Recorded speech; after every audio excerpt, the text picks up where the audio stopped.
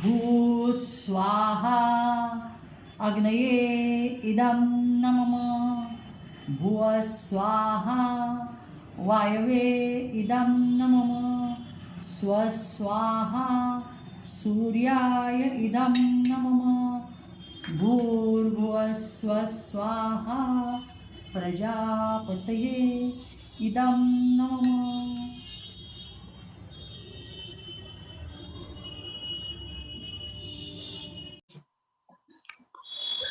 नमस्कार, मी प्राध्यापिका मेधा दाते.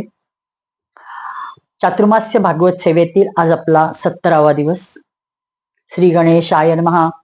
श्री गुरुभ्यो नमः. ओम नमो भगवते वासुदेवाय. ओम नमः शिवाय. परम सद्गुरु श्रींचा अभंग. श्री सरस्वते नमः. त्रैलोक्य धुंडोनी ऐसा एकदावी आपुली पदवी देई दासा. एका गुरुविण ऐसा कोण करी आपुल्या समान करी तसे. दर्शन करिता पुण्य येई हाता पादस्पर्श होता जीवन मुक्त. स्वामीदास म्हणे गुरुचरणी वाणी चारी वेद खाणी सत्य सत्य. गोपाल कृष्ण भगवान की जय. श्रीमत शंकर देशिकेंद्र भगवान ज्ञानेश योगेश्वरम सन्मार्गी जनलावण्या क्षितितला आले तुकोबा पर. साई दास गणू समर्थ गुरुया संत व्रजा भीतरी. ठाके हो प्रभु हो प्रसन्न मजत्या सर्वान सवे श्री हरी. गोपाल कृष्ण भगवान की जय. श्री गणेशाय नमः. काल द्विविध वानराचा उच्छाद आपण शेवट झालेला पाहिला. आता कौरवांचं आणि यदुवंशीयांचं भांडण होतं. असंच एकदा दुर्योधनाची मुलगी जी अतिशय खरोखर लाडकी लेक म्हणतात तशी होती, त्याला अतिशय प्रिय होती, ती लक्ष्मणा तिचं नाव. तिचं स्वयंवर रचलेलं असतं आणि त्या स्वयंवरात बरोबर भगवंताचे चिरंजीव असतात सांब. त्यांनाही बातमी लागते की असं असं स्वयंवर आहे. ते जातात आणि ते जिंकतात आणि तिला जिंकले तरी ते म्हणजे एकमेकांकडे बघायला लागतात. म्हणजे ह्यांच्या काहीतरी मनात पाप आहे म्हणल्यावर ते चक्क तिला हरण करून घेऊन जातात, रथात घालतात आणि घेऊन जातात. आणि मग त्यावेळेस हे सगळेजण भयंकर चिडतात. अरे काय हे यदुवंशीयांच्यातली आपण एक कन्या केली, मग त्याच्यावर आता सगळे तारे तोडायला लागतात. कौरवांचा संताप अनावर होतो. ते म्हणतात अरे हा मुलगा काय धीट आहे, त्याने बलपूर्वक आम्हाला तुच्छ दाखवण्यासाठी आमची कन्या जिंकली, जी त्याला इच्छितही नव्हती. आता ह्या धीटपणाला त्याच्या आगाऊपणा समजून त्याला पकडूया, बांधूया आणि जर यदुवंशी रुष्ट झाले तरी आमचे काय बिघडणार आहे. ते आमच्या कृपेवर ते जगतायत. आमच्या जमिनीवरच धनधान्य पृथ्वीचा सगळा उपभोग घेत आहेत. जर ते लोक आपल्या मुलाला बंदी केलेला समाचार ऐकतील तर इथे येतील, आपण त्यांची चांगली घमेंड जिरवूया. आणि म्हणजे ह्यांना आलेली असती खरं मस्ती, पण ते उलट म्हणतात की सगळे यदुवंशी खूप माजले आहेत यदुवंशी. आणि त्यांचा खरा राग तर दुर्योधनाचा कृष्णावरच असतो. आणि तो म्हणतो हा श्रीकृष्ण नंदन आहे, बरोबर कृष्ण, आपण त्याला चिमटीत पकडल्यासारखं करू आणि त्याला सरळ करू. आपल्या संयमाचा ते अंत बघतायत. आणि ते असं म्हणजे इति कर्ण शलो भूरीर यज्ञकेतू सुयोधन सांब मारे भिरे बद्धुम कुरु वृद्धानुमोदिता. असा विचार करून कर्ण, शल, भूरिश्रवा, यज्ञकेतू आणि दुर्योधन आदी हे सगळे वीरांनी मोठमोठ्या कुरुवंशीयांची अनुमती घेतली. आणि म्हणजे थोरामुळे घरातले जे कमी मोठे आहेत ते तसेच सांबाला पकडण्याची तयारी जोरात सुरू केली. आणि सांबाने पाहिलं की धृतराष्ट्राची मुलं आपल्या मागे येत आहेत, तेव्हा एक बाण त्यांनी धनुष्य चढवला आणि एकटाच सिंहासारखा उभा टाकला युद्धाला. तोपर्यंत कर्णाला प्रमुख बनवून कौरववीर धनुष्य चढवत आहेत. सांबा जवळ आले. संतापून त्याला पकडण्यासाठी ते थांब रे, उभा राहा म्हणायला ओरडायला लागले आणि त्याच्यावर बाणांचा वर्षावही सुरू केला. परीक्षित, यदुनंदन सांब म्हणजे अचिंत्य ऐश्वर्यशाली भगवान श्रीकृष्णाचे चिरंजीव होते. साहजिकच त्यांनी कौरवांच्या प्रहारांना प्रत्युत्तर दिले आणि एकटा तो मुलगा इतक्या भराभर बाण त्यांच्यावर सोडत होता की यांना आश्चर्य वाटलं. डोळ्याचं पातळ लवतय न लवतय तवर तो चौफेर बाण सोडत होता. सांबाने आपल्या सुंदर धनुष्याचा टणत्कार केला आणि कर्णादी 6 वीरांवर वेगवेगळ्या 6 रथांवर एकाच वेळी 6 बाणांनी त्याचा वेध घेतला. एकदम प्रहार केले. त्यातील 4 बाण त्यातील 4 घोड्यांवर, एक त्यांच्या सारथ्यांवर, एक धनुष्यधारी वीरांवर पडला.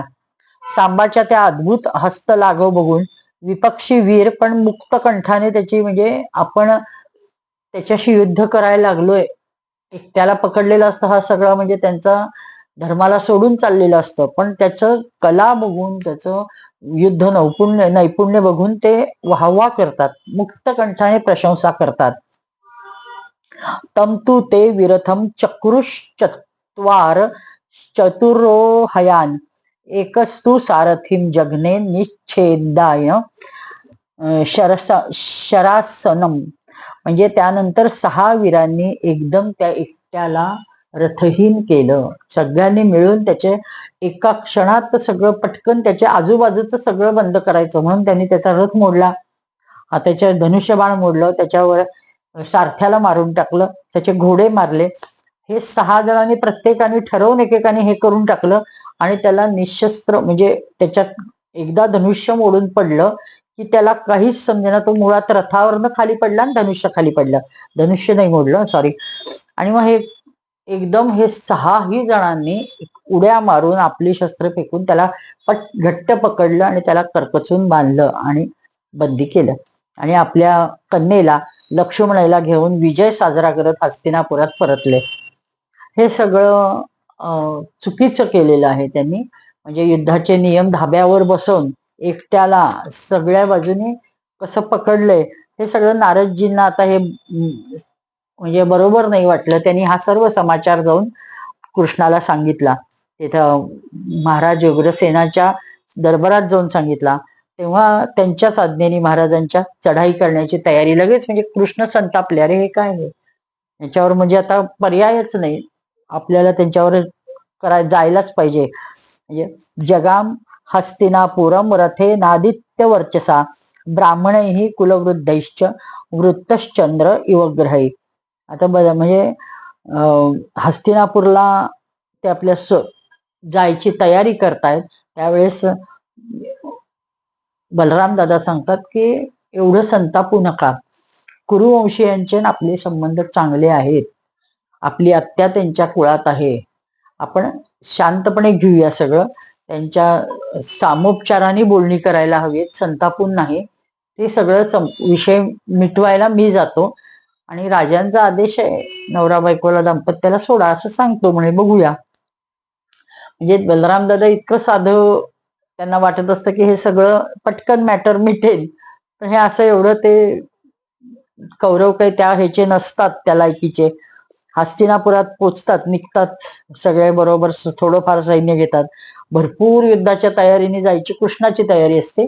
पण बलराम दादा म्हणतात की युद्धाच्या तयारीने गेल्यावर त्यांचा गैरसमज होईल, म्हणून अगदी जुजबी सैन्य बरोबर घेतात, एखादी तुकडी उद्धवाला घेतात, थोडे यादव घेतात आणि जातात. आम्ही हस्तिनापुरात पोहोचल्यावर बलरामजी एका बाहेर, नगराच्या बाहेरच उपवनामध्ये थांबतात आणि कौरव सेनेला काय करू इच्छित आहेत ह्याची बातमी काढायसाठी उद्धवाला पाठवतात आणि मग धृतराष्ट्राकडे पाठवले. उद्धवजी कौरवांच्या सभेत गेले. धृतराष्ट्र, भीष्म, द्रोणाचार्य, दुर्योधन सर्वांचं विधीपूर्वक अभ्यर्चना, वंदना सगळं काढलं, निवेदन केलं आणि आता उग्रसेन राजाचा निरोप घेऊन बलरामजी आलेले आहेत आणि ते बाहेर उद्यानात उतरलेत.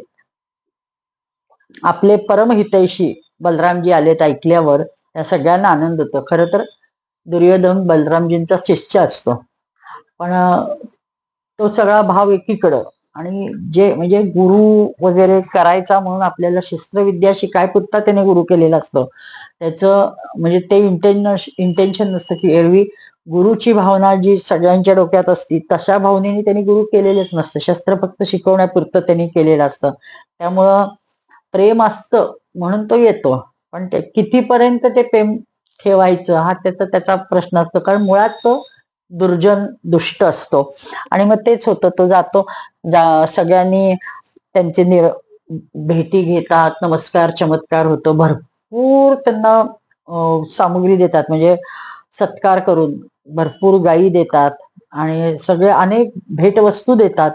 आणि सगळं झाल्यावर बलरामजी म्हणतात, आता हा सगळा विषय ठीक आहे म्हणतात, पण मी उग्रसेन राजाच्या तर्फे आलोय, त्यांनी निरोप दिलाय की हे सर्व राहू दे, आपल्यातल्या संबंधांमध्ये फूट पडायला नको, हे कुठलंही भांडण विकोपाला न नेता आपण एक काम करूया की तुम्ही त्याला सोडा, सांबाला, नवदाम्पत्याला आमच्या हवाली करा, आम्ही त्यांना घेऊन जातो. म्हणजे एक साधा निरोप बलराम दादा देतात. इतका वेळ बलराम आमचे म्हणजे किती मोठे कौतुक केलेलं असतं, त्यांची पूजा केलेली असते, तो सगळा नूर बदलतो आणि एकदम त्यांच्याबद्दल संताप व्यक्त करायला सुरुवात होती. मुळात ते, कारण ते आता यदुवंशीयांचे आहेत आणि कृष्णाचे संबंधित आहेत. हे सगळे दुष्ट म्हणजे कृष्णावर त्यांचं भयंकर राग असतो आणि खार खात असतात त्याच्यावर. परीक्षित बलरामजींची वाणी वीरता, शूरता, बल, पौरुष यांची परिपूर्ण असते, तर त्यांच्या शक्तीस अनुसरूनही असते. त्यांचे हे बोलणे ऐकल्यावर यांना, कौरवांना राग येतो की अरे हे काय स्वतः राजे समजायला आले का? यदुवंशीयांनी आपल्याला असा निरोप द्यायची काय गरज आहे? म्हणून ते चिडतात. अहो, ही फार आश्चर्याची गोष्ट आहे की खरोखर काळाची गती कशी आहे बघा. पायाची धूळ त्याला डोक्यावर जरा जवळ घेतलं की ते मुकुटच म्हणजे बनायला चालली आहे. या यदुवंशीयांशी कशा प्रकारे आम्ही विवाह संबंध केला, म्हणजे कुंतीचा विवाह केला. आता हे ह्यांनी बोलायची विषयच नाही, त्यांच्या चुलतीचा आहे तो. ते आमच्या बरोबरीने आता उठू बसू लागले, झोपू लागले, एका पंक्तीला जेवण करायला लागले आणि आता राजसिंहासनाचे मालक म्हणायला लागलेत. हे यदुवंशी तर पंखा, शंख, श्वेतकर, छत्र, मुकुट, राजसिंहासन, राजोचित सगळी शय्या, सगळ्याचा उपभोग घेतायत आज. आणि हे सर्व का करू शकतायत ते, तर आम्ही तिकडं दुर्लक्ष करतो आहे म्हणून.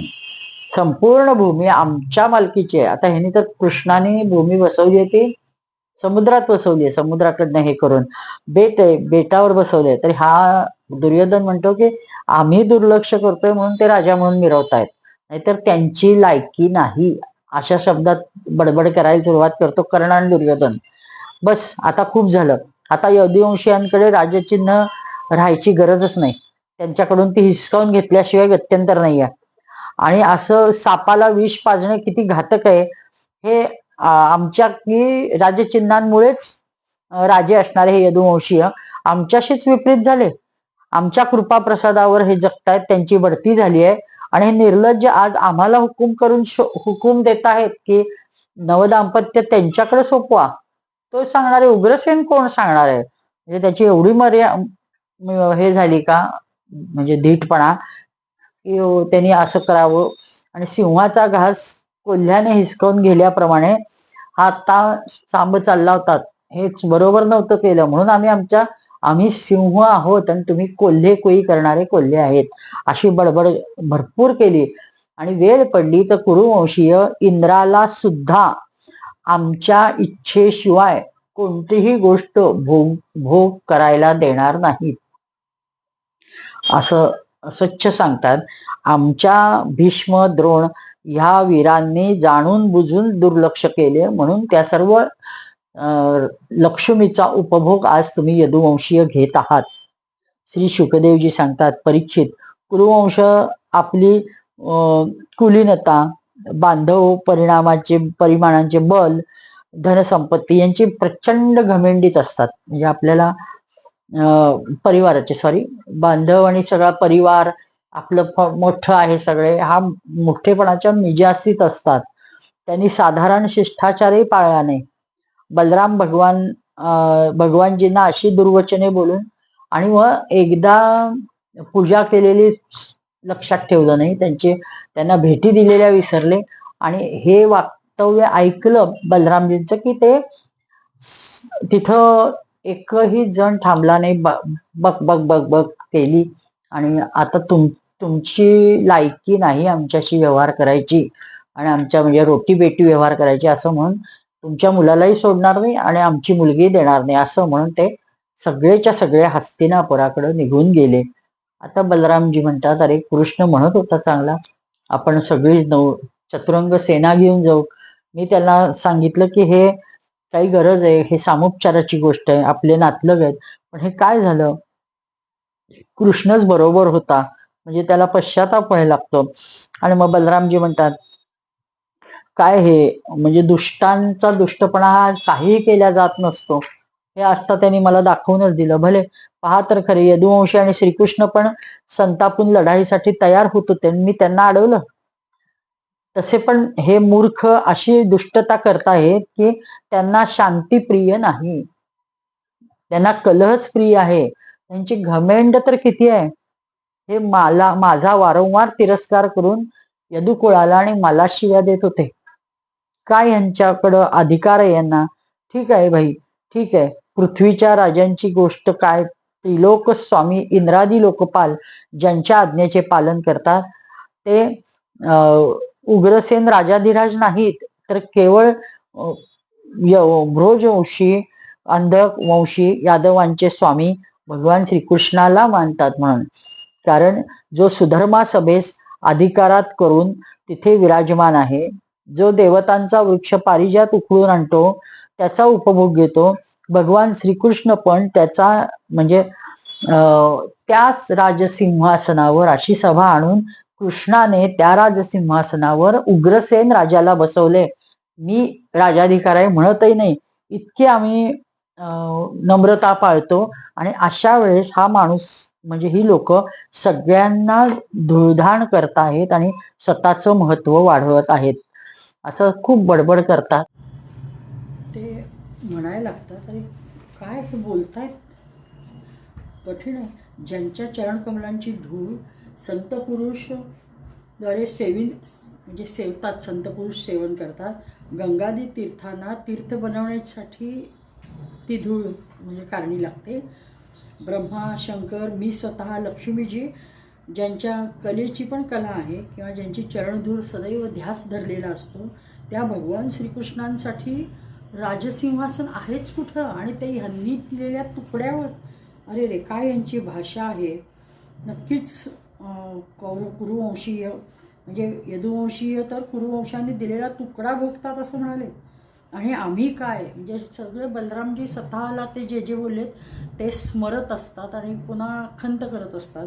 आणि ते काय म्हणाले, आम्ही म्हणे चप्पल आणि कुरुवंशी स्वयंशीर, वा रे वा, असं म्हणजे प्रत्येकाचं हे करतात आणि आपल्याला स्वतःला एकीकडे प्रोत्साहन देतात. हे लोक ऐश्वर्याने उन्मत्त झालेत, घमेंडी आहेत, सारेच्या सारे कौरव पागल झाले.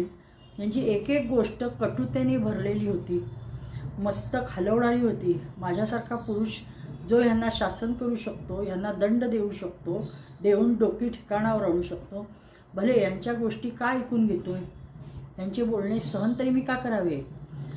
हो, हे ठीक आहे की मी म्हणजे तडजोड करून हा विषय मिटवायचा हा आग्रह मीच धरला होता, पण त्यांची जर भाषाच वेगळी आहे तर मी काय करू. आणि मग आता तो निश्चय करतो, अद्य निष्कौरवी पृथ्वी करिष्याम इत्यमर्पितः गृहीत्वा हलमुत्तस्थौ दहाग्निव जगत्त्रयम. आता मी सारी पृथ्वी कौरवहीन करेन, निष्कौरवी म्हणजे कौरवांशिवाय मी पृथ्वी बनवेन. असे बोलत बोलत बलरामजी प्रचंड संतापले. जणू त्रिलोकास भस्म करायची ताकद त्या क्षणी त्यांच्यात होती. ते आपला नांगर घेऊन उभे राहिले. त्यांनी त्याच्या नांगरांच्या टोकाने पुन्हा पुन्हा उखडून हस्तिनापूर उखडायला सुरुवात केली. त्यास बुडवण्यासाठी ते गंगेकडे संतापाने खेचू लागले. नांगराने ओढल्यामुळे आता ती गंगेत पडायला, हस्तिनापूर थरथर कापायला लागले, म्हणजे हलायला लागलं, डोलायला लागलं. एखाद्या जहाज पाण्यावर तरंगावे तसे ते डोलू लागले. तेव्हा कौरवांनी पाहिले की अरे, हे गंगेच्या दिशेने का चाललंय आपलं शहर. मग ते घाबरले. तेव्हा त्यांना कळलं की यांनी पण केला आहे की गंगा निष्कौरव करायची पृथ्वी, असा पण केला आहे. बलरामजींनी हे त्यांच्या कानावर बातमी जाते आणि मग त्या लोकांनी लक्ष्मणेसह सांबाला पुढं घेऊन ते भराभर येतात. प्राणरक्षणासाठी हात जोडून सर्व शक्तिमान बलरामांना शरण जातात आणि म्हणू लागतात की लोकाभिराम बलरामजी, आपणा साऱ्या विश्वाचे आपण आधार आहात. आम्ही ऐकतो की आपण शेष नारायण आहात. आम्ही आपला प्रभाव जाणला नाही. प्रभो, आम्ही मूर्खपणाने वागत होतो. आम्ही लोक, आमची बुद्धी बिघडली आहे, म्हणून आमच्या अपराधाला कृपा करून क्षमा करा. आणि जगाच्या स्थिती, उत्पत्ती, स्थिती, लय हे सर्व आपण त्याच्यात आहात. आपल्यामुळं घडतंय. स्वतः निराधार स्थित राहता सर्व शक्तिमान प्रभो. ऋषीमुनी म्हणतात की आपण खेळाडू आहात. सर्व लोक ही आपलीच खेळणी आहेत. कृपया आम्हाला, म्हणजे आमचं सगळा अशा खेळण्यातलं आमचं बोलणं समजून आम्हाला माफ करा. आपणा सहस्त्र मस्तके आहेत हेही ऐकतो. आपण खेळात ही पृथ्वी आपल्या मस्तकावर धारण करता आणि प्रलयाची वेळ येईल तेव्हा साऱ्या विश्वाला आपल्यात सामावून घेता. केवळ आपणच राहून अद्वितीय रूपात शयन करता. हे प्रभो, आपण जगताच्या म्हणजे पालनासाठी विशुद्ध सत्वमय शरीर ग्रहण केले आहे. समस्त शक्तींना धारण करणाऱ्या सर्व प्राणी स्वरूप अविनाशी भगवन, आपणास आम्ही नमस्कार करतो, वारंवार नमस्कार करतो, कारण आम्ही आपणास शरण आलो आहे. मग आता म्हणजे खरोखर त्यांना पश्चाताप होतो की आपण हे काय करून बसलो. आणि मग शुकदेवजी सांगतायत, परीक्षित, कौरवाचे नगर डगमगत होते. ते फार घाबरले होते. ते सर्वच्या सर्व कौरव भगवान बलरामांना शरण आले, स्तुती करू लागले, प्रार्थना करू लागले. आणि मग भगवान शेवटी बलराम म्हणतात की आता जास्त ताणण्यात अर्थ नाही, म्हणून ते म्हणतात भिरू नका आणि अभय देतात आणि तो नांगळ बाहेर काढतात. यदुवंशी शिरोमणी बलरामजींनी त्यांना मग दुर्योधनाला यांना कसं खुश करू असं एक म्हणजे विचार येतो. मुलगी तर देतोच, ती लक्ष्मणेवर त्यांचं विशेष प्रेम होतं त्याचं. त्याने हुंड्यात 60 वर्षाचे 1200 हत्ती, 10,000 घोडे, सूर्यासमान चमकणारे सोन्याचे 6,000 रथ, सुवर्णहार घातलेल्या 10,000 दास्या, हे सगळं हुंडा म्हणून मुलीबरोबर पाठवलं किंवा त्या मुलीसाठी. ते सर्व बलरामजींनी स्वीकारलं आणि सांब व लक्ष्मणेसह कौरवांकडून अभिनंदन स्वीकारत ते द्वारकेला प्रयाण करते झाले. बलरामजी द्वारकेत पोचले तेव्हा प्रेमी बांधवांनी सगळ्यांना म्हणजे भेटले. सर्वजण हा समाचार ह्या लग्नाचा ऐकायला खूप उत्सुक होते. बलरामजींनी इत्थंभूत झालेला सारा वृत्तांत दरबारामध्ये उग्रसेन राजांना सांगितला. आणि आजही हस्तिनापूर हे गंगेच्या बाजूला झुकलेलं आहे. हे बलरामांच्या पराक्रमाची साक्ष आजही देत आहे, हे आपल्याला पाहायला मिळतं. शुकमुनी सांगतात, परीक्षित, जेव्हा आता नारद मुनींनी देव अवतार घेणारे सगळे बातम्या माहीत असतात, पण ज्यावेळेस देव एवढ्या मोठ्या 16,000 सहस्त्र 108 बायकांची विवाह करतात, तेव्हा नारदांनाही थोडंसं आश्चर्य वाटतं की हे किती जणींना न्याय देऊ शकतायत, म्हणजे काय असेल, असं कसं शक्य आहे, हे त्यांच्या आपोआपच मनात येतं नारदांच्या. आणि ते विचार करतात की आता आपल्याला नारदा तसं म्हणायला गेलं तर नारद काय ईश्वरी अवतार आहेत, पण त्यांनासुद्धा देवाच्याबद्दल शंका येते किंवा त्यांनी बरोबर न्याय दिला असेल का असं वाटतं. हे म्हणजे किती अजब गोष्ट आहे. ते खरं तर सर्वज्ञ आहे, त्यांना असा प्रश्न पडताच कामा नये की देव कशाला, म्हणजे देव कितीही रूपं घेऊ शकतात, काहीही करू शकतात, हे सगळं माहिती आहे ना, पण तरीसुद्धा ते शंका मात्र घेतात.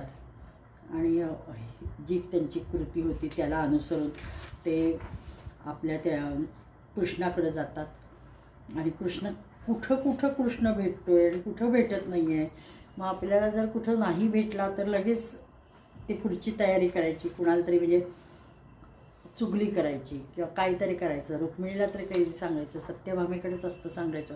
आणि अशा ह्याच्यात जेव्हा तो जातो, नारद जातात, तेव्हा त्याला खरंच रुक्मिणीच्या महालात कृष्ण बसलेले दिसतात. आणि पटकन उठून येतात ते आणि म्हणतात की अरे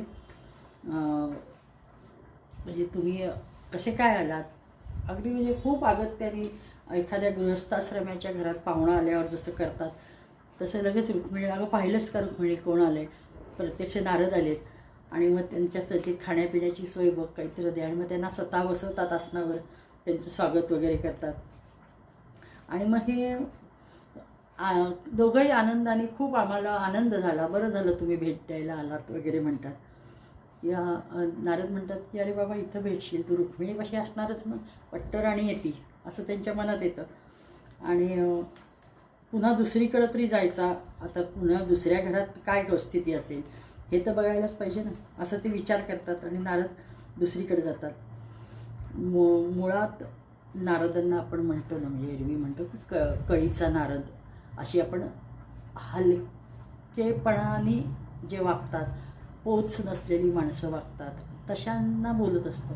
वास्तविक हे नारद म्हणजे काय म्हणतात त्याला, अचूकपणे समाजसेवा साधत नेमकेपणाने वागणारे असतात.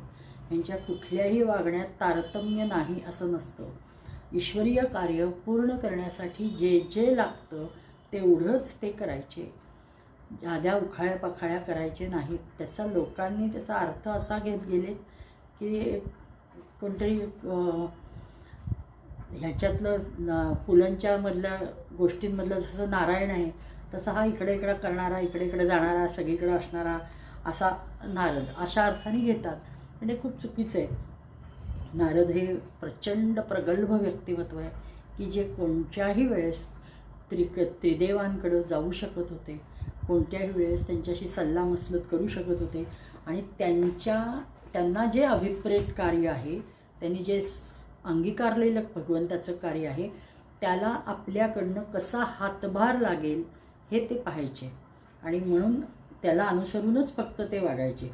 एरवी म्हणजे तसं काहीही नाही. आता ही गोष्ट कशी आहे, समाजालाही कळावं की एखाद्या माणसाने लग्न 10 केली, सामान्य माणसाची गोष्ट वेगळी, पण हा भगवान एवढी 16,108 लग्न केली आहे, तरी प्रत्येकीशी तो सगळ्यांना सन्मानाने वागवतोय, म्हणजे आणि सामाजिक मान त्यांना मिळवून दिलेला आहे. हे जगापुढं आणण्यासाठी त्यांनी ही लीला केली आहे नारदांनी, आणि म्हणून ते असे घरोघरी गेलेत. एकीकडं त्यांनी म्हणजे खूप पहिल्यांदा जेव्हा ते द्वारकेत जातात नारद, तेव्हा ते नयन मनोहर सगळे ते द्वारकेचं दृश्य बघतात. शोभिवंत उद्याने, नाना कलाकुसरींनी बांधलेली घरे, राजवाडे, स्वच्छता, हे सगळं अक्षरशः डोळे दिपवणारं असतं. प्रत्यक्ष नारदांचे सुद्धा डोळे दिपतात.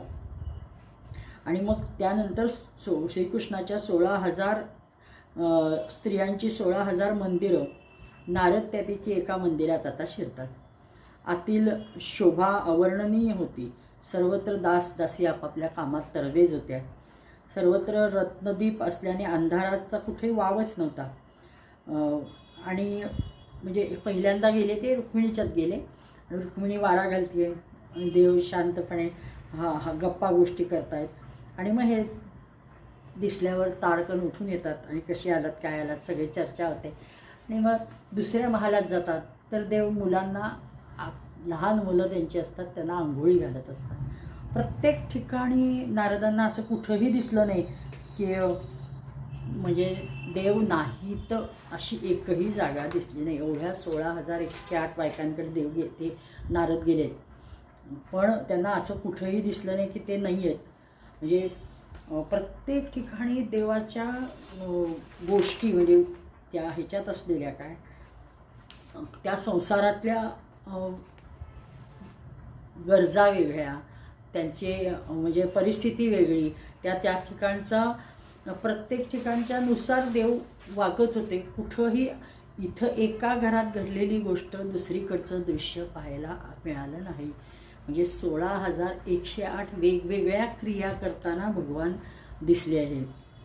ही फार सौभाग्याची गोष्ट आहे. म्हणजे अचानक एके दिवशी एके ठिकाणी जातात आणि मग ते म्हणतात, अरे नारद तुम्हाला मी पाहिलंच नाही. आपल्या पण नवरा बायको गप्पा मारत बसलेले दिसतात, आणि मग म्हणतात अरे ही किती भाग्याची गोष्ट आहे, आज नारद इथं आलेत, म्हणजे तुम्ही रुक्मिणीकडे मला भेटलायत ना देवा, असं यांच्या तोंडावर येत असतं. पण त्याची भगवंताचीच ही पण एक लीला आहे. म्हणून ते म्हणतो हो आत्ताच आले. नारद म्हणतो खूप खजील झालेली असतात की म्हणजे आपण काय बोलणार देवांच्या ह्या सगळ्या लीला बघून. आणि मग एके ठिकाणी छोट्या बाळांना डोलवत होते. मग तिथनं बाहेर आले, दुसरीकडे गेले तर तिथं स्नानाची तयारी, मुलांच्या वेगवेगळ्या बादल्यांमध्ये पाणी काढलं होतं आणि त्या प्रत्येकाला सांगत होते की तुझी बादली, तुझी बादली. आपल्या मुलांमध्ये रममाण झालेत आणि ती मुलं बाबा आंघोळ घाला म्हणून कृष्णाला आग्रह धरत होती, आम्हाला तुम्ही घाला. आणि देव आनंदाने त्यांच्यात म्हणजे रमले होते. नारदजींनी भगवंतांना वेगवेगळ्या महालात वेगवेगळ्या ठिकाणी पाहिलं. एके ठिकाणी ते यज्ञकुंडात हवन करत होते, कुठे पंचमहायज्ञात देवता आराधन करत होते, कुठे ब्राह्मण जेवणं चालली होती त्यांना ते वाढत होते. काही ठिकाणी संध्या करताना दिसले, काही ठिकाणी जप करायला बसलेले होते, ते गायत्रीचा जप करत होते. ढाल तलवार घेऊन जाण्याच्या, युद्धाला जायच्या पवित्र्यात 2-3 ठिकाणी दिसले. कुठे घोडे हत्ती रथारूढ होऊन फिरत होते, कुठे पलंगावर झोपलेले होते तर कुठे बंदीजन स्तुती करत होते ते ऐकत होते. काही महालात उद्धवादी मंत्र्यांसह गंभीर विषयावर चर्चा करत होते. काही ठिकाणी उत्तम वारांगणांनी घेरून जलक्रीडा करत होते. कुठे श्रेष्ठ ब्राह्मणांना वस्त्राभूषणांनी युक्त गोदान देण्याचा कार्यक्रम चालू होता. कुठल्या ठिकाणी पत्नीच्या महालात आपल्या प्राणप्रियेसह हास्य विनोदात इतके रमलेले होते की एखादा खरोखर संसारी पुरुष, म्हणजे त्यांचं कुठंही जगाकडे लक्ष नसतं, ते पत्नीने ते एकमेकांना टाळ्या देऊन हसून चाललेलं असतं. देवर्षी नारदांनी पाहिले की अरे काय कृष्ण कोणाशी युद्ध करतायत, कोणा संधीची चर्चा करतायत, कुठे भगवान बलरामांशी चर्चेत रंगलेले आहेत. योग्य काही ठिकाणी तर त्यांनी पाहिलं की त्यांच्या योग्य उपवर झालेल्या मुलींचे अनुरूप मुले पाहून विधिवत लग्न लावण्याच्या धामधुमीत देव आहेत. म्हणजे कुठलंच काम वर्ज्य नाही आहे असं हे देवांनी दाखवलं. आणि प्रत्येक ठिकाणी ते कार्यमग्न आहेत त्यांनी दाखवलं. कुठे घरात कन्यांना विदा करण्याचं दृश्य होतं, त्यांच्या बोलवण्याची तयारी चालली होती. योगेश्वर भगवान अगदी त्या उत्सवात डोळे पाणावलेले मुलीला म्हणजे जा मुली जा, दिल्या घरी तू सुखी राहा हे म्हणतात. त्या आवेशात खूप भारावलेल्या भावात देवांना पाहिलं. कुठे मोठमोठ्या यज्ञांद्वारे समस्त देवतांचे यजन करत होते. काही ठिकाणी विहिरी खणणे चालू होते, त्या स्त्रियांच्या बगीच्यामध्ये विहीर खणण्याचं काम चालू होतं. काही ठिकाणी मठ बांधून धर्माचरण करून चालू होतं. कुठे श्रेष्ठ यादवांनी घेरलेल्या सिंधू देशीयांसह घोड्यावरून मृगया करत होते. कुठे प्रजेत अंतपुरातील महालात तर अंतपुरातील महालात वेश बदलून गुप्तपणे लोकांचा अभिप्राय जाण्यासाठी हिंडत होते. परीक्षित, अशा प्रकारे माणसासारख्या लीला करणाऱ्या ऋषिकेश भगवान श्रीकृष्णाच्या योगमायेचे वैभव पाहून नारद स्तंभित झाले आणि मग हसत म्हणाले, योगेश्वर आत्मदेव आपली योगमाया ब्रह्माजी आदी मोठमोठ्या माया म्हणजे विद्यापतींना सुद्धा अगम्य आहे. आम्ही आपल्या योगमायेचे रहस्य जाणतो, परंतु आपल्या चरणकमलाची सेवा करताना ती स्वतः आपल्यासमोर प्रकट असते. विदाम योगमायास्ते दुर्दशा अपि मायिनाम योगेश्वराम निर्भाता भवत्पाद निश्चय. तुमची खूप अजब लीला आहे. देवतांचे पण आराध्य असे भगवन 14 भुवने आपल्या सुयशाने परिपूर्ण होत आहेत. आता मला आज्ञा द्या की मी आपल्या त्रिभुवन पावनी लीलेचे गायन करत विचरण करीन. हे खूप अद्भुत आणि महान ठेवा मला पाहायला मिळाला. भगवान म्हणाले, देवर्षी नारदजी, मीच धर्मोपदेशक, पालन करणारा व अनुष्ठान करणाऱ्यांना अनुमोदन देणारा पण आहे. संसारास धर्माची दीक्षा देण्याच्या उद्देशानेच मी असे धर्म आचरण करतो. माझ्या प्रिय पुत्रांनो, माझी ही सर्व योगमाया पाहून मोहित होऊ नका. शुकदेवजी सांगतात, अशा प्रकारे भगवान श्रीकृष्ण गृहस्थांना पवित्र करणारी श्रेष्ठ धर्माचरण करत होते. जरी ते एकद आहेत तरी पण देवर्षी नारदजींनी त्यांना प्रत्येक पत्नीच्या महालात वेगवेगळं पाहिलं. श्रीकृष्णाची शक्ती अनंत आहे. योगमायेचे परमेश्वर्य पुन्हा पुन्हा पाहून देवर्षी नारदांना विस्मय आणि कुतूहलाची सीमा राहिली नाही. द्वारकेत भगवान श्रीकृष्ण गृहस्थास समान असे आचरण करत होते. जणू धर्म अर्थ कामरूप पुरुषार्थावर पण खूप श्रद्धा आहे. त्यांनी देवर्षी नारदांचाही सन्मान केला. प्रसन्नपणे भगवत स्मरण करत तिथून ते निघून गेले होते. राजन, भगवान आपल्या अचिंत महाशक्ती योगमायेला सर्व जगताच्या कल्याणासाठी स्वीकारतात आणि त्यानुसार त्यांनी ही स्वीकारलेली माया या 16,108 स्त्रियांच्या ठिकाणी त्यांच्या संसारात रममाण होतीये. श्रीकृष्णाने ज्या लीला केल्या त्या व तशा दुसरे कोणीही करू शकणार नाही. परीक्षित, ते विश्वाची उत्पत्ती स्थिती आणि प्रलयाचे परमकारण आहेत. तर कोणी त्यांच्या लीलांचे गायन व श्रवण करणाऱ्यांना अनुमोदन अशा सगळ्यांनाच मोक्षाच्या मार्गस्वरूप म्हणजे परमप्रेममयी भक्ती प्राप्त होते असं ह्या कथेचं फलित आहे. आणि मुख्य काय सांगितलं आहे की एकोहम बहुश्याम हा जो एक सिद्धांत आहे उपनिषदांचा, तर हे एकोहम बहुश्याम कसं हे नारदांच्या या छोट्या गोष्टीवरून लक्षात यावं म्हणून ही गोष्ट करून दाखवली असं म्हटलं जातं. पण खूप अद्भुत लीला देवाच्या ह्या अशा बघून फक्त काय गोष्ट लक्षात राहते, त्याच्या मागचं सिद्धांत किंवा तत्त्व लक्षात राहत नाही. आणि आज म्हणजे उपनिषद हे वारंवार सांगतात सगळ्यातच की आपण फक्त एक ईश्वरमय आहोत याचं भान ठेवायला पाहिजे. आपण आपल्या पातळीवर आलो की आपण त्याचं स्मरण विसरतो. आत अंतःकरणात कुठंतरी तो आहे आणि त्याच्यामुळं आपण जिवंत आहोत किंवा आहोत. आणि हे ह्या कथेचा संदर्भ ह्याच्याशी पूर्ण लागतो. कारण आपण बहुश्याम एकोहम बहुश्याममधले बहुश्याम आहोत आपण सुद्धा. ते 16,100 हे एक छोटंसं प्रतीक झालं. ह्या लाखो हजारो करोडो ज्या काही भगवंताच्या ह्या आपल्यासारख्या प्रकृती आहेत, प्रकृती रूप आहेत, ह्या सगळ्या तोच आहे. आणि तोच बाहेर आज जो आपल्या अंतरंगात आहे तोच नारदांना बाहेर मूर्त रूपात दिसत होता. आणि खरं तर फक्त ती पत्नीच ते काम करत होती, पण दिसताना कृष्ण आणि ती करतायत असं दिसायचं. कारण का एकरूपत्व आणि हे एकोहम बहुश्याम हे जे आहे अशा हे खूप त्याच्यावरच्या टीका सुरेख आहेत. फक्त एकदा नुसत्या टीकांवर जर आपण अभ्यास केला किंवा त्याच्यावर चर्चा केली तर त्या भागवतकारांनी अप्रतिम टीका केलेल्या आहेत आणि प्रत्येकातनं खूप विभिन्न आयाम म्हणजे अशाही अर्थ निघू शकतो असं आपल्याला वाटावं असे वेगवेगळे अर्थ त्यांनी भागवतकारांनी काढलेले आहेत. कथा तर खूप छोटी की प्रत्येक महालात देव भेटले संपलं, एका वाक्यात कथा होऊ शकते. पण मुळात ते काय काय कृत्या करताना भेटले आणि त्याचं गमक काय.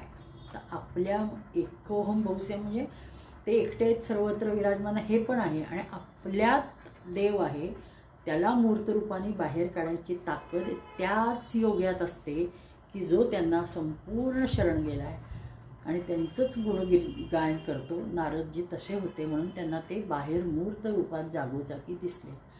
जागोजागी वास्तवात ती एकटी स्त्री होती म्हणजे असं भागवतकारांनी टीका केली की ती एकटी होती, पण नारदांच्या अतिप्रेमामुळे सर्वत्र भगवंताला बघण्याच्या दृष्टीमुळे त्यांच्या अंतरंगातले कृष्ण त्यांना बाहेर दिसत होते. हे किती छान कल्पना आहे. पण असंही असू शकणार किंबहुना असंच असेल कारण आपल्याला नारदांच्या रूपाने ही अशी वेगळ्या पद्धतीने ही कथा सांगितली आहे आणि ते मायेमुळं दिसलं असं म्हणतात, पण मुळात सगळी तर मायाच आहे. शुकजीवजी सांगतात, परीक्षित, ज्यावेळी सकाळ होऊ लागते, कोंबडा आरवू लागतो, तेव्हा श्रीकृष्ण पत्न्या ज्यांच्या कंठात कृष्णाने आपले हात टाकलेत त्यांच्याशी बिछडण्याच्या कल्पनेने व्याकुळ होत असतात. त्या कोंबड्याला म्हणजे कोसायला लागतात. अरे काय ओरडतोस, म्हणजे आता आमची रात्र संपली असं म्हणून नाराज होतात. पारिजातकाच्या सुगंधाने व्याप्त वायू मंद मंद वाहत लागतो. भुंगे तारस्वराने आपल्या संगीताची ताण छेदू लागतात. पक्ष्यांची झोप उडते, ते बंदीजानांसारखे कृष्णास जागे करण्यासाठी मधुर स्वरात कलरव करू लागतात. हे सगळं साधारण पहाटे 3:30 ते 4च्या वेळेसचा सीन सांगितला आहे. ह्या अध्यायात भगवंताची दिनचर्या सांगितली आहे, म्हणून हे एवढं सगळं सांगितलं आहे. की रुक्मिणी जी आपल्या प्रियतमाच्या बाहुपाशात बांधलेली असून तीसुद्धा आलिंगन सुटण्याच्या आशंकेने ब्राह्ममुहूर्तास पण असह्य समजू लागते. म्हणजे ब्राह्ममुहूर्त तिलाही नको वाटतो. भगवान श्रीकृष्ण दररोज म्हणजे सांगितलेलं आहे, ब्राह्मे मुहूर्त उत्थाय वायुर पस्पृश माधवहा दध्यौ प्रसन्न कर्ण आत्मानं तमसः परम. ब्राह्ममुहूर्तावर उठायचे, हातपाय धुवून आपल्या मायातीत अमर स्वरूपाचे ध्यान करायचे. त्यावेळी त्यांच्या रोमारोमात आनंदाने म्हणजे कारंजे उडायचे. म्हणजे ध्यानावस्थेत स्वतःला विसरून जायचे. आणि इतकं की आनंद, एकदा माणूस स्वतःला विसरण्यात यशस्वी झाला की तिथं फक्त आनंदाचंच ठिकाण आहे.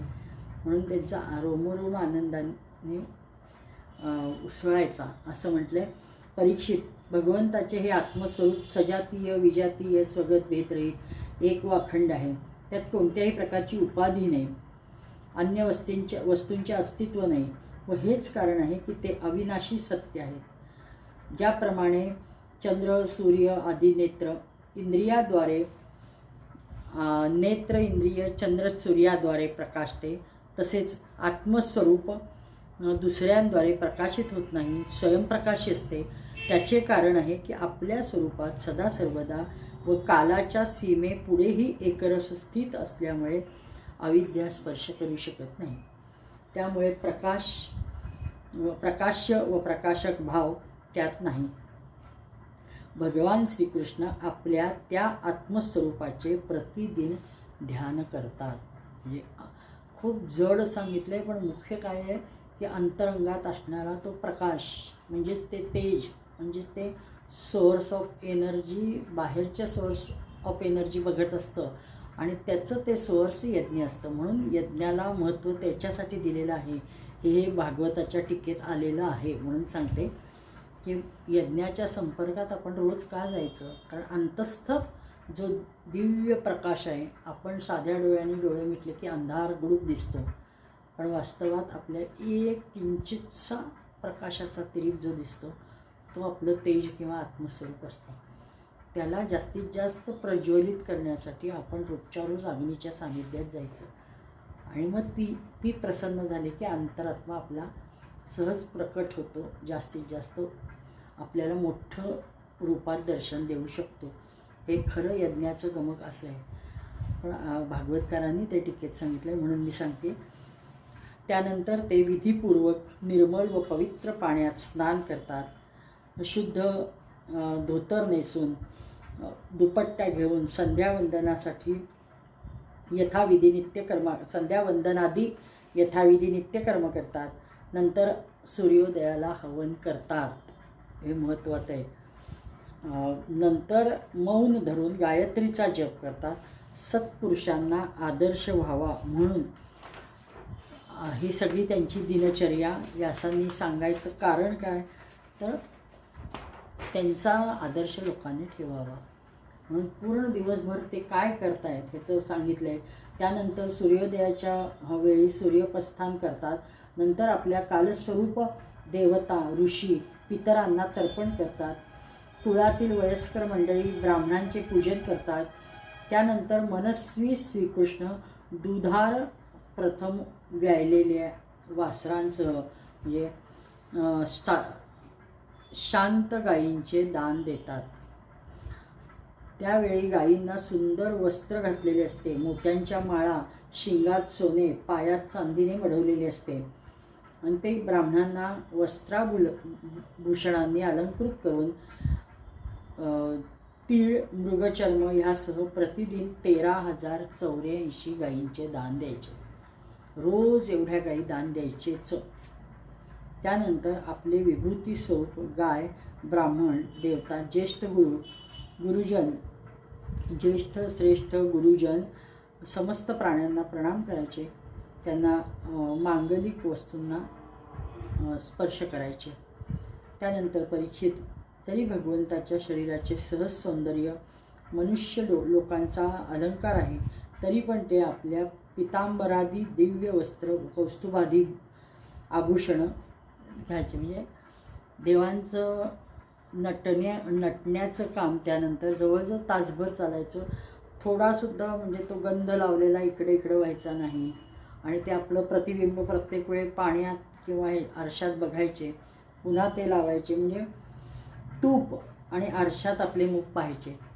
गाय, ब्राह्मण, देवता यांच्या प्रतिमांचे दर्शन घ्यायचे. नगरवासी व अंतःपुरात राहणाऱ्यांची इच्छा पूर्ण करायचे. पुष्पमाला, तांबूळ, चंदन, अंगराग ह्या वस्तूंना प्रथम ब्राह्मण, सजन, संबंधी, मंत्री व राण्यांना राहिलेले द्यायचे आणि मग राहिलेल्या प्रजेला द्यायचे. भगवान सात्यकी व उद्धवाचा हात पकडून सारथ्यासह रथात चढत ते फेरफटका मारायला जायचे. त्यावेळी राणी महालीच्या सर्व स्त्रिया लज्जा व प्रेमळ कटाक्षांनी त्यांना न्याहाळत व आपल्या डोळ्यांनीच निरोप देत. परीक्षित, त्यानंतर भगवान श्रीकृष्ण सुधर्मा सभेत यदुवंशासह प्रवेशत. त्या सभेचा असा महिमा होता की तेथे तहान, भूक, शोक, मोह व जरा, मृत्यू या 6 उर्मी येत नसत, प्रकटत नसत. अशा प्रकारे श्रीकृष्ण समस्त स्त्रीवर्गाला निरोप देऊन प्रत्येकीचा वेगवेगळा निरोप घेऊन सुधर्मा सभेत प्रवेश करत तेथे सिंहासनावर विराजमान होत आपल्या अंगकांतीने दिशा प्रकाशित करत आणि ते आकाशातल्या ताऱ्यांनी घेरलेले चंद्रम्याप्रमाणे शोभून दिसत. परीक्षित, सभेत विदूषक लोक विभिन्न प्रकारच्या हास्यविनोदाने, नटाचार्य आपल्या अभिनयाने, नर्तकी कलापूर्ण उत्तम नृत्याने, वेगवेगळ्या गटागटांनी भगवंताची सेवा करत.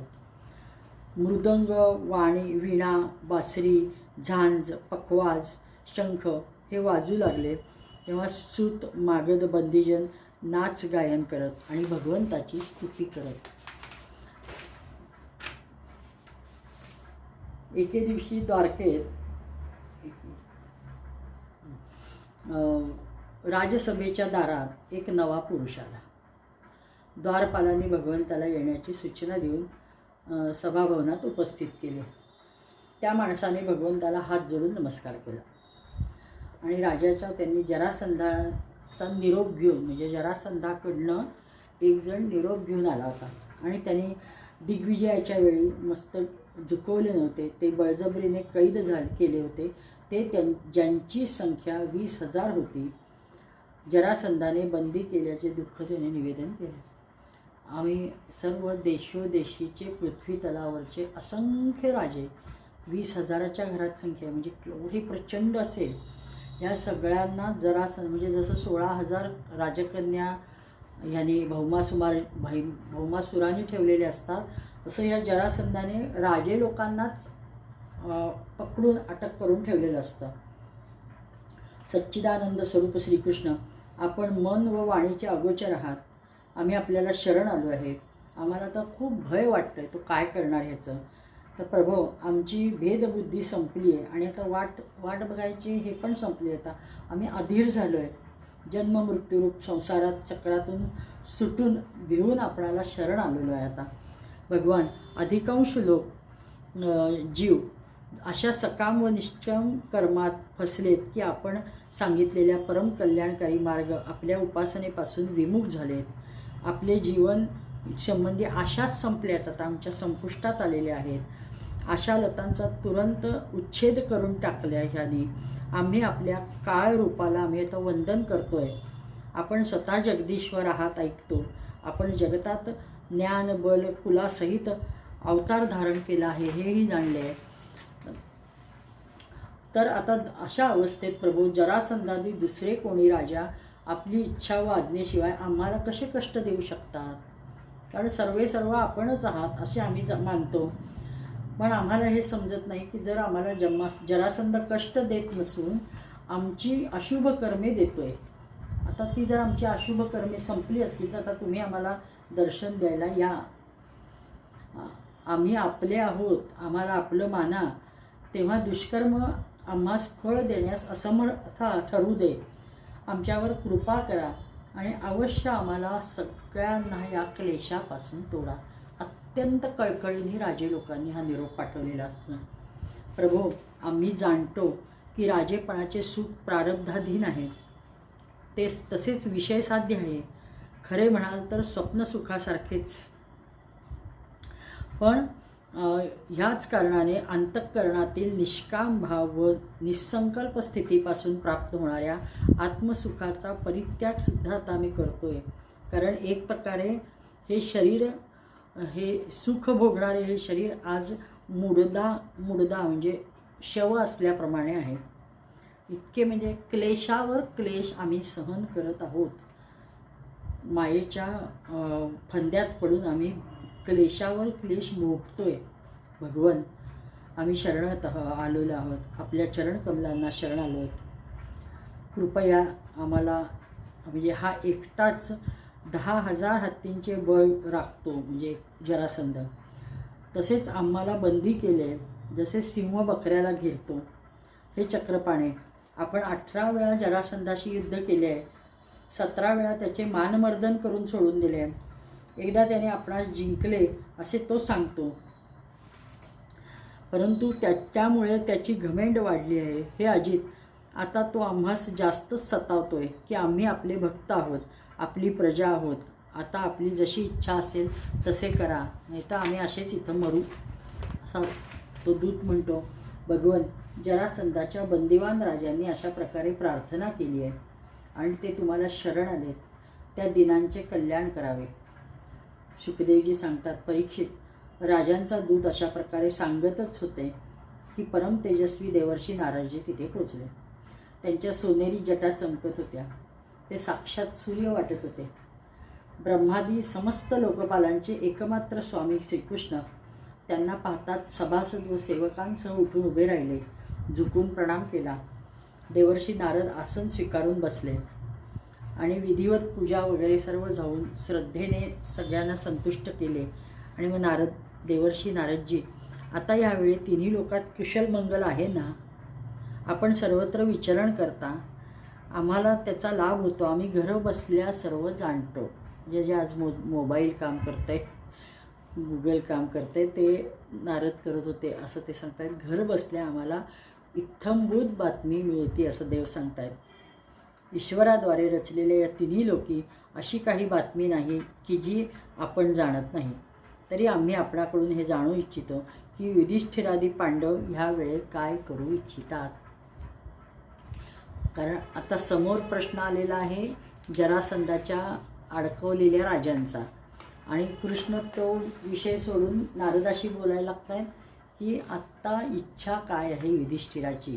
वास्तविक हे खूप संलग्न आहे, पण बाहेरच्या किंवा अनाहूत तिसऱ्या माणसाला ह्याच्यावरनं अर्थबोध होत नाही. की अरे बोलतो एक, मी पाणी पिणार का विचारलं की तुम्ही नाश्ता झाला आहे, किंवा तिसरंच काहीतरी सांगताय, तवा टाकला आहे, म्हणजे ह्याचा त्याच्याशी काय संबंध असं बघणाऱ्याला पटकन वाटू शकतं.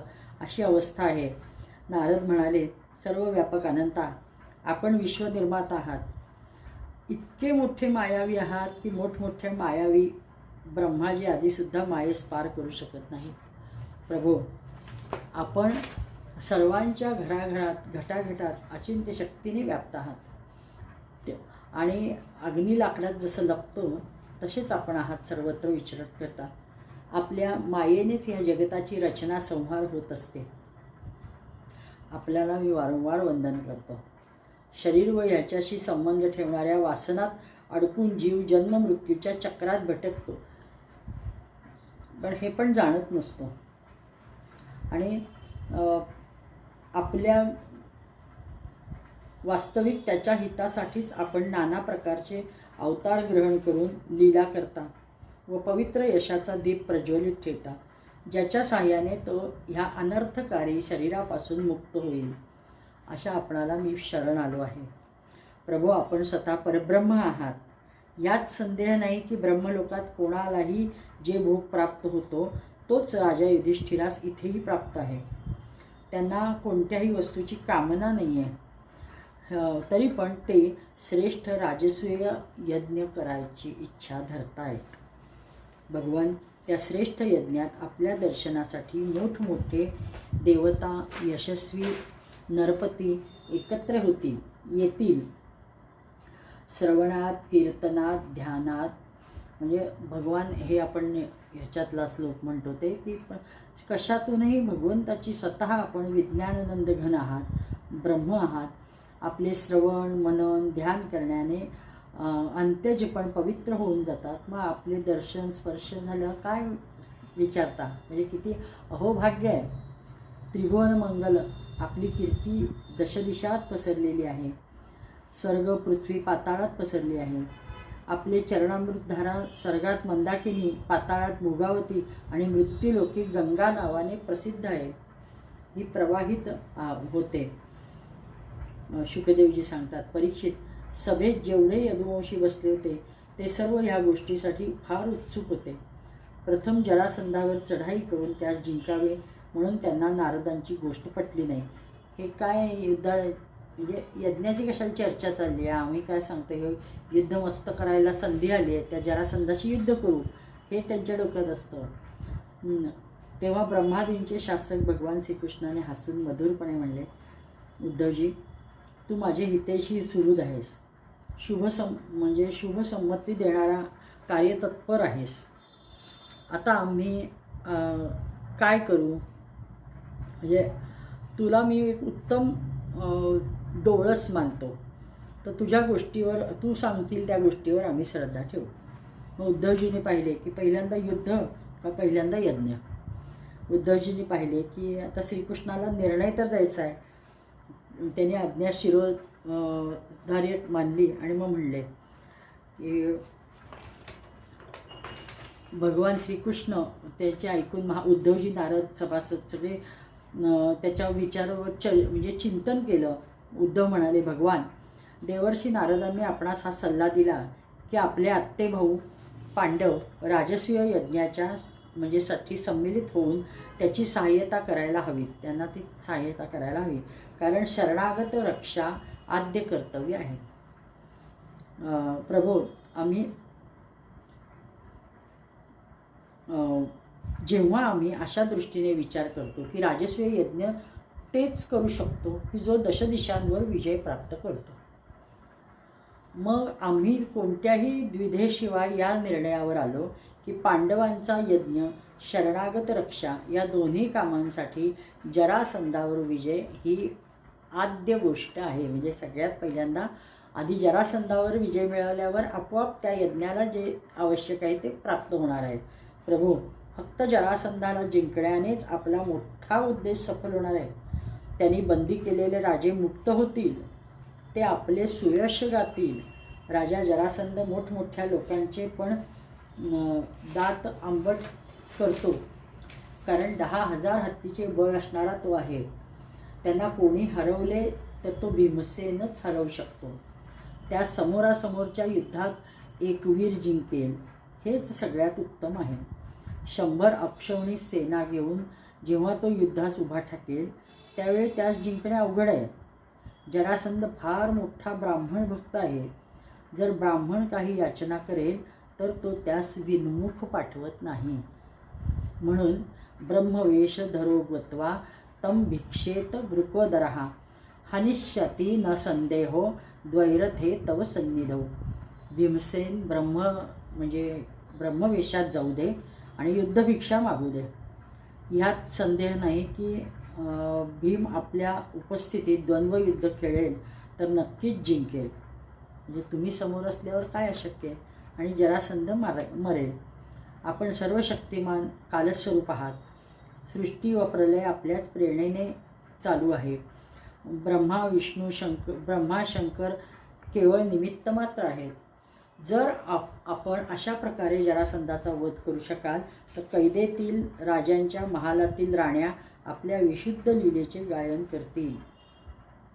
आणि प्रभो, जरासंधाचा वध पुष्कळच प्रयोजन सिद्ध करेल. बंदी नरपतींना पुण्य प्रभावामुळे जरासंधाच्या पापप्रभावामुळे सच्चिदानंद श्रीकृष्ण आपण राजसूय यज्ञ होणेच पसंत करता. म्हणजे त्यांना घेऊन तिथं लागतात सगळे नरपतींचं वर प्रभुत्व आहे असं दाखवायचं असतं. मग त्यासाठी यांची गरज आहे, ते सर्व नरपतींची. शुकदेवजी सांगतात, उद्धवजींचा हा सल्ला सर्व प्रकाराने हितकर आणि निर्दोष होता. नारद, यदुवंशीय वयस्कर स्वतः भगवंत या त्याच्या बोलण्याचे छान समर्थन करतात.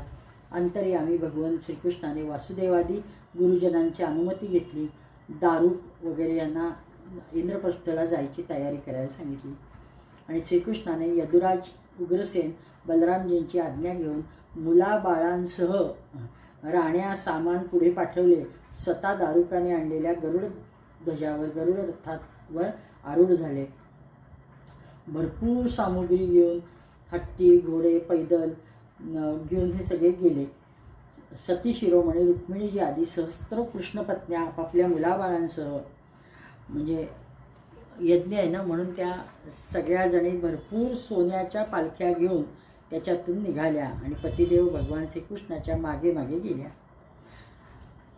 अनुचरांच्या स्त्रिया, वारांगना सगळ्या त्याही सोबत होत्या. झोपड्या जागोजागी ते दलमजल करत, तंबू टाकत, घोंगडी पसरत आणि गाई, म्हशी, जनावरे बरोबर घेऊन उंट, छकडे व हत्तीसुद्धा बरोबर होते. त्यावर मुले आरूढ होत. अगदी सगळं वैभव घेऊनच हे बाहेर पडलेले आहेत. आणि नारदांनी भगवान श्रीकृष्णाकडून सन्मानित होऊन नेत्यांचा निश्चय त्यांचा निश्चय ऐकून खूप प्रसन्न झाले आणि भगवंताच्या दर्शनाने हृदय व समस्त इंद्रिये परमानंदात मग्न झाली. निरोप घेताना भगवान श्रीकृष्णाने त्यांच्या वेगवेगळ्या सामुग्रीने पूजन केले. देवर्षी नारदांनी मनोमन प्रणाम केला आणि दिव्य मूर्तीसह हृदयात धारण करून आकाश मार्गाने प्रस्थान केले. आणि आता हे भगवान ह्या आपल्या सगळ्या गोतावळ्याला घेऊन पुढं चाललेले आहेत इंद्रप्रस्थाच्या दिशेने. परीक्षित, भगवान श्रीकृष्ण अनर्थ, सौवीर, म्हणजे किती भाग पालथा करून जावं लागलं. त्या सर्व प्रदेशांची नावंसुद्धा सांगितलेली आहेत. अनर्थ, सौवीर, मरु, कुरुक्षेत्र, त्यामध्ये येणारे पर्वत, नद्या, नगरे, गावे, वाड्या, अहिरांच्या वस्त्या सर्व हे पहाट करत ह्या जथाच्या जथा पुढं चालू होता. आणि सगळ्यांनाच कुतूहल लागलं होतं पांडवांना भेटायचं. श्रीकृष्ण तर फार दुर्लभ आहेत. अजातशत्रू युधिष्ठिराला हा समाचार मिळाला की कृष्ण आलेत. त्यांचे रोम आनंदाने फुलला. ते नगराबाहेर स्वागतासाठी पळत सुटले. मंगलगीत गायले जाऊ लागले, वाद्ये वाजू लागली, ब्राह्मण उंच स्वराने वेदमंत्र म्हणू लागले. भगवान कृष्णास पाहताच प्रेमातिरेकाने राजा युधिष्ठिराचे हृदय थरथर कापायला लागले. खूप दिवसानंतर आपले प्रियतम भगवान आल्याचे पाहण्याचे सौभाग्य प्राप्त झाले म्हणून त्यांच्या डोळ्याला धारा लागल्या. हृदय खूप आनंदाने भरून गेले. भीमसेनाने आपला मामेभाऊ श्रीकृष्णास आलिंगन दिले. त्यामुळे त्यांना फार आनंद झाला. त्यावेळी त्याच्या हृदयात इतके प्रेम होते की त्यांना बाह्य विस्मृती झाली. नकुल, सहदेव, अर्जुनाने पण आपल्या परमप्रिय श्रीकृष्णाला आनंदाने आलिंगन दिले. त्या सगळ्यांचे डोळे म्हणजे भेट झाल्यावर सुद्धा डोळे पाणावतात आणि वियोगाच्या वेळेससुद्धा पाणावतात. पण हे सर्वजण आदर सत्कार सगळं झाल्यावर येण्याचं कारण आधी हे मग सगळा जरासंधाने कसा निरोप दिला आहे आणि आपण का आलो आहे हे सगळं ते सांगतात की आता काय करायला हवं आहे. आणि आम्ही असं ठरवतो आहे की ब्राह्मण वेश धारण करून जायचं आणि तिथं आपण त्यांना भिक्षा मागायची आणि ती द्वंद्वयुद्धाची भिक्षा. त्याप्रमाणे सगळं होतं. ह्याच्यात वर्णन इतकं हे बाकीचं केलेलं आहे की ह्या अंतःपुरातील स्त्रिया एकमेकींना भेटतात, त्यांना वेगवेगळे महाल दिले जातात. म्हणजे किती भगवंताच्या स्त्रियांचे, पत्न्यांच्या वस्त्राची कौतुकं केली जातात मथुरेतल्या म्हणजे द्वारकेतल्या स्त्रियांकडनं. सर्व राजमार्ग ह्यांच्या गर्दीने पूर्ण भरला जातो. भव्य राजमार्ग असतो सांगितलेलं आहे. देवदेवेश्वर भगवान श्रीकृष्णास राजमहालात आणून राजा युधिष्ठिर पण आनंद अतिरेकाने त्यांना म्हणजे बसवून पूजा वगैरे करतात. देव, कुंती, गुरुजन या सगळ्यांना वंदन करून आपल्या भावाच्या पत्न्यांना नमस्कार करतात. सुभद्रा व द्रौपदीने भगवंताला नमस्कार केला आहे. आपली सासू कुंतीच्या प्रेरणेने द्रौपदीने वस्त्र, आभूषण, माला हे सर्व रुक्मिणी, सत्यभामा, भद्रा, जांबवती, कालिंदी, मित्राविदा, लक्ष्मणा आणि सत्या या राण्यांना म्हणजे अष्टपट्ट राण्यांना सर्व समर्पित केलं, म्हणजे त्यांना दिलं आनंदाने. धर्मराज युधिष्ठिराने कृष्णास त्याची सेना, मंत्री, पत्न्यांसह अशा जागी उतरवले की जिथे नित्य नव्या सुखसोयी सामुग्री उपलब्ध असत.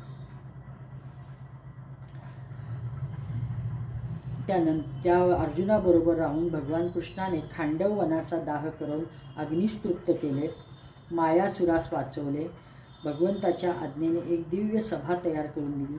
भगवान श्रीकृष्ण राजा युधिष्ठिरास आनंदित करण्यासाठी अनेक महिनेपर्यंत आपल्या सर्व गोतावळ्यासह इंद्रप्रस्थास राहिले. वेळोवेळी अर्जुनासह रथावर आरूढ होऊन ते इकडे तिकडे हिंडत. मोठमोठे सैनिक पण त्यांच्या सेवेसाठी जात. खूप फक्त प्रवासाचं वर्णन त्यांनी खूप विस्तृत केलेलं आहे. आजची सर्व कथा श्रीकृष्णार्पणमस्तु. जय हो जय श्री भागवता, आरती करू तुझ भगवंता. श्री शुक मुनीने परम भक्तीने नाना परीने गायले ज्या हरिचरिता, आरती करू तुझ भगवंता. ग्रंथ नवे हा श्रीकृष्ण, गीते वेदी मन पूर्ण. अनन्य होता ह्या शरण, खचित टळे जन्म मरण. त्रिताप जाती चिरये शांती, नाथ हि वदती रामपदी ठेवू माथा. आरती करू तुझ भगवंता. करुणानिधे प्रभोनो, दोषान् क्षमस्व भगवन्. सुचिरात् प्रसुप्त देशं, परिबोधयाशु भगवन्. भुवि भूत सर्वभाषा, परिपूरिताभिलाषा. श्वसितीव देवभाषा, तां पालयस्व भगवन्. आसीत् कदाचिदेषा, वाणी विशुद्धवेषा. अधुना लवावशेषा, तामाश्रयस्व भगवन्. देशे स्वतन्त्रताया, प्राचीन सभ्यताया. समयं समर्गताया, पुनरानयस्व भगवन्. करुणानिधे प्रभोनो, दोषान् क्षमस्व भगवन्. सुचिरात् प्रसुप्त देशं, परिबोधयाशु भगवन्. गोपाल कृष्ण भगवान की जय. देवदेवेश्वर भगवान परशुराम भगवान की जय. परम सद्गुरु श्री गजानन महाराज की